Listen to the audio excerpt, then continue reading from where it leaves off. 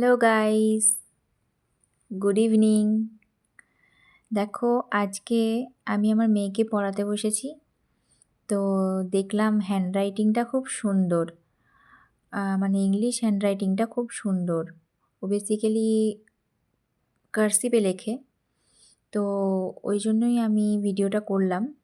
তো দেখো আমার মেয়ে ক্লাস 4-এ পড়ে, এই যে আমার সঙ্গেই বসে আছে। হ্যাঁ, তো ওরই এটা হ্যান্ডরাইটিং। দেখো তোমাদের দেখাই একটু ক্লোজ করে।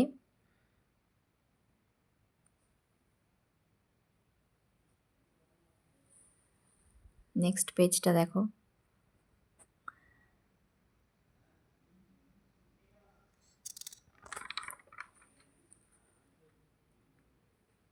দেখো এই পেজটাও একটু দেখো, বেশ সুন্দর।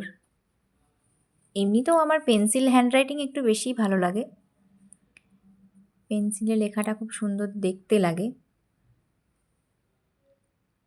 এই দেখো, এইগুলো আবার কালার দিয়ে একটুখানি সুন্দর করে দিয়েছে, হাইলাইট করে দিয়েছে।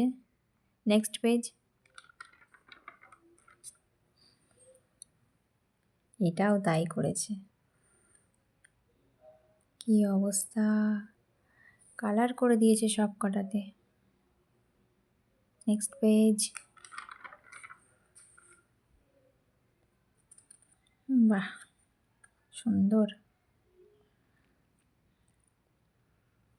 যদিও এটা ওর আগের বছরের খাতা, 2024-এ, তখন ও ক্লাস 3-তে পড়তো, এখন ও ক্লাস 4-এ পড়ে।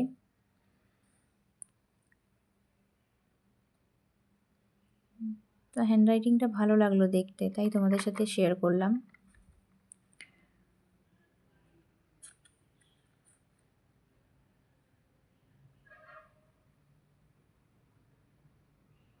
Next page.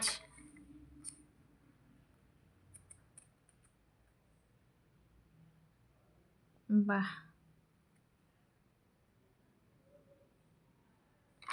দারুণ লাগছে। ওপরের লেখাগুলো একটু হেজি আসছে মনে হচ্ছে, কিন্তু ভালোই লাগছে। চলো নেক্সট পেজ।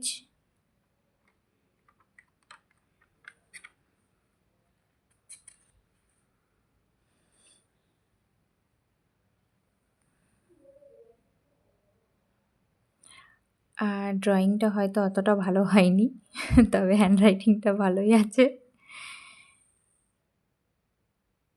চলো নেক্সট পেজ।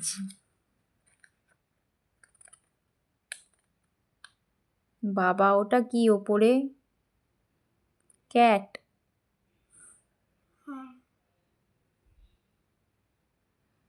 তারপরেরটা কি এঁকেছো?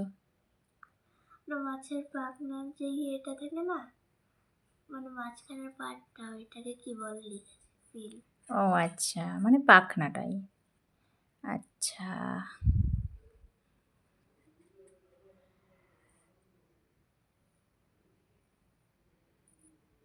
বাহ, ব্যাস আর নেই। চলো এবার ওদেরকে একটু দেখিয়ে দিই।